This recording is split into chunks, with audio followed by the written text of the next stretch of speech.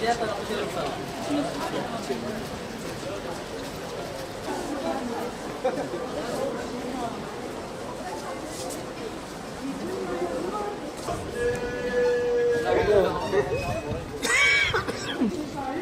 Ömür boyu çekildi.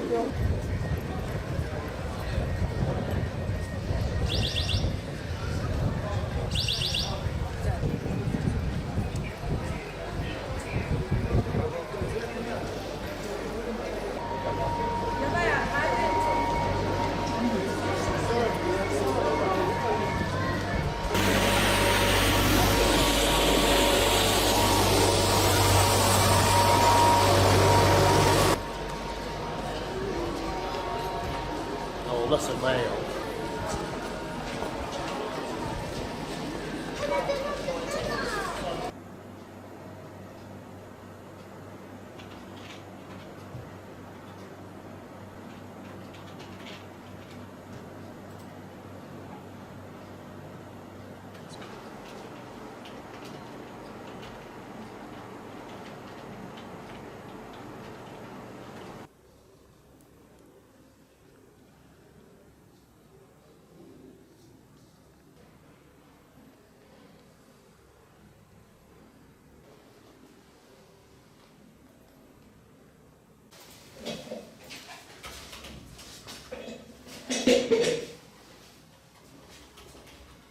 Yani sosyal medya özellikle pandemiden dolayı kullanım oranı çok artmaya başladı. Ama bunun beraberinde her ne kadar eğitim amaçlı ya da diğer durumlar için kullanmış olsak da aslında beraberinde yoğun kullanımı beraberinde tehlike, yani bilinçsiz kullanımı da beraberinde getirdi. Buradaki temel ölçüt ebeveynlerin gerçekten iyi bir şekilde dijital okuryazarlık seviyesine sahip olması. Yani bu konuda kendini eğitmesi. Ebeveynler bu konuda ne kadar iyi bir şekilde dijital okuryazarlık konusunda yetkin olurlarsa en azından kullanımı açısından da daha bilinçli olur. Çünkü yani bilinçli kullanımı ilerleme beraberinde getirirken tehlikeli kullanımı da beraberinde gerileme meydana getiriyor. Bu açıdan buradaki riski bilmek lazım. Bundan dolayı en önemli ölçüt ebeveynlerin yani günün belli bir yarım saatini ne olursa olsun çocuklarla beraber, aileyle beraber etkileşimin olduğu, karşılıklı etkileşimin olduğu, telefonların bir kenara bırakıldığı ya da ekranların kapatıldığı, yani 3T'lerin kapatıldığı bir ortamın yaratılması çok değerli yani bunun için. Kaynağı olmayan bir sürü işte spekülasyonlar ya da bilgiler ortaya atılıyor. Bu açıdan dikkat etmek lazım ve aynı zamanda şimdi siberkondriya diye bir durum var, bir kavram var. Yani insanların diyelim ki kendiyle ilgili ruhsal bir rahatsızlığı gidip sürekli internetten araştırması. Bu açıdan lütfen bunları internetten araştırma yerine sağlık kuruluşlarından ya da ruh sağlığı merkezlerinden destek almaları çok daha yerinde oluyor. Çünkü bilgi kirliliğiyle çok doludur. Yani toplumdan da bunlardan yanlış etkileniyor. Hemen işte bende depresyon belirtisi var mı ya da bende bu var mı gidip araştırmaları, sürekli siberkondriyanın zaten tehlikelerinden bir tanesi de bu. Sürekli bir şeyleri internetten araştırma ihtiyacı duyma. Ki iyi bir süzgeciniz olmadığı için siz tehlikeli bilgilerle karşı karşıyasınız. Bu açıdan dediğim gibi yani dijital okuryazarlıkta iyi olduğunuz zaman gerçekten sağlıklı bir araştırma yapabiliyorsunuz. Bundan dolayı hani tehlikelerden korunabilmek için sürekli bu konuda kendimizi eğitmemiz gerekiyor. Yoksa toplum olarak da birey olarak da, çünkü bireyler etkilendiği zaman toplum da etkileniyor. Bireyler olumlu etkilendiği zaman toplumda olumlu bir ilerleme kat edeceğine inanıyoruz yani. Sosyal medya yavaş yavaş aileler arası ilişkileri gerçekten bozmaya başladı. Bu da beraberinde siz bir misafirliğe gittiğiniz zaman da artık ebeveynler çocuklarına tahammül edemeyip hemen telefon ya da ekran, tablet vermeye başlıyorlar. Bu da beraberinde her ne kadar şey olsa da çocuklar arasında etkileşimi bozmaya başlıyor. Ebeveynler diyor ki benim çocuğum işte orada başka, evde başka. Tabii ki siz orada eğer tahammül sınırınızı ötekine göre sürekli ayarlarsanız beraberinde çocukta da problem yaşamaya başlarsınız. Bu yavaş yavaş artık ailelerin ötekine gitmemeyi, sürekli ekran kullanımı, sosyal medya kullanımı ya da sürekli PUBG gibi bir tarz tehlikeli oyunlar oynamaları gibi desem, beraberinde çocukların da işte dikkat eksikliği, hiperaktivite, eğer bu tarz alt septom varsa ya da diğer spektrum bozuklukları, mesela otizm gibi, yavaş yavaş çocukların ifade edici dili üzerinde de, yani ötekini anlama üzerinde de büyük bir olumsuzluk yaratmaya başlıyor. Bu açıdan dikkatli olmak lazım. Yani tehlikenin farkında olmazsak, çok güzel bir kavram var. İnsan beyni rahatsıza alıştığı zaman zihin körelir. Zihin köreldiği zaman da ne yapacağını bilemez. Rahatsızdır ama nasıl hareket edeceğini bilemez. Bu açıdan sürekli eylemlik hali, yani eyleme geçersek o rahatsızlık durumu da azalmaya başlar diye düşünüyorum yani. Evet hocam, sosyal medyada adab ve üslup nasıl olmalı, yani nelerdir?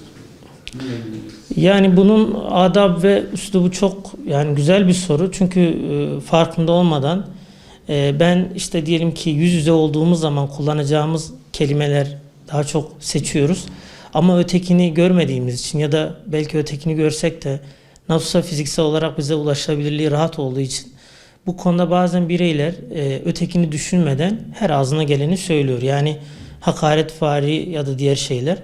Ama ötekini değerlendirmek bizim için çok önemli. Bu açıdan kullandığımız sözcükler, kullandığımız kelimeleri iyi bir şekilde seçmemiz gerekiyor. Çünkü biz empati dilini ne kadar iyi bir şekilde geliştirirsek, çünkü gitgide böyle bir iletişim ağı oluştu ve bu iletişim ağını doğru kullanırsak sanki biz yan yanaymışız gibi, nasıl ki bir adab, üslup varsa sosyal medyada da buna dikkat etsek gerçekten daha sağlıklı kullanmış oluruz. Adab ve hani kurallara dikkat edersek daha sağlıklı bir ortam olacağına inanıyorum ya bununla ilgili. Burada insanlar her anını paylaşıyorlar. Yani her anı, ama huzursuzluk bir anını paylaşmazlar. Hatta son zamanlarda aslında öyle bir duruma seviye geldi ki bir taziye ortamında paylaşma, bir yani mahremiyetinin bütün alanlarını paylaşmak çok tehlikeli bir durum. Yani bu açıdan bazen size ait özel alanlarınız olmalı. Yani ne olursa olsun yani. Bundan dolayı ne bileyim sürekli yemek fotoğraflarını paylaşması ne kadar doğru yani. Bu açıdan hani buna dikkat edilmeli ya da sürekli çocuğunuzun özel anını, her şeyi paylaşmak ne kadar doğru. Tabii ki benler ötekiler tarafından fark edilmek ister, hissedilmek ister, ama bu hissedilme şekli sadece böyle her anını paylaşmak değil.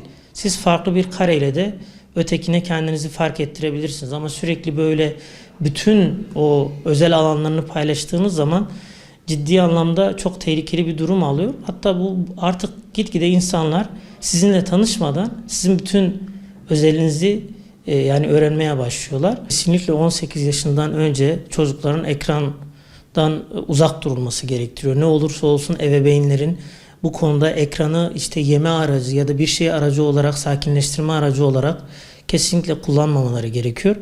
18-24 ay arasında ise ebeveyn kontrolünde içeriğin kaliteli olduğu, hızlı böyle geçişlerin olmadığı hani böyle içerikler, kaliteli içerikler şey olabilir.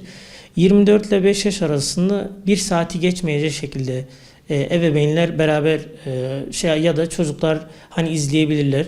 Çünkü bu açıdan ebeveynler gerçekten eğer içeriğinden haberdar olmasalar, çocuk farkında olmadan tehlikeli hani sitelere ya da farklı durumlara girebiliyor. Bu açıdan dikkat etmek lazım.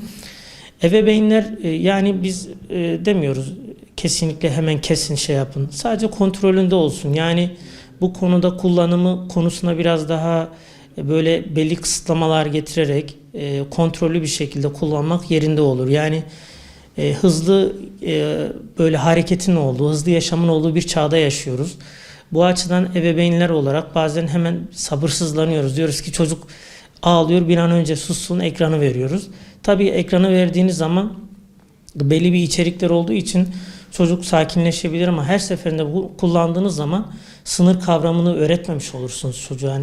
Yani yerinde nerede nasıl hareket edeceğiyle ilgili değerler, toplumsal değerler, hani ahlaki değerler, bunları öğretmek lazım yani bu açıdan. Bu açıdan hani bu ekranı sürekli araç olarak kullanmadan yerli yerinde ve ekranın ortak kullanım alanlarında, yani kendi odasına ben ekrana gireyim, telefona gireyim yerine değil, mutfakta, oturma odasında kullanması çok daha yerinde olur.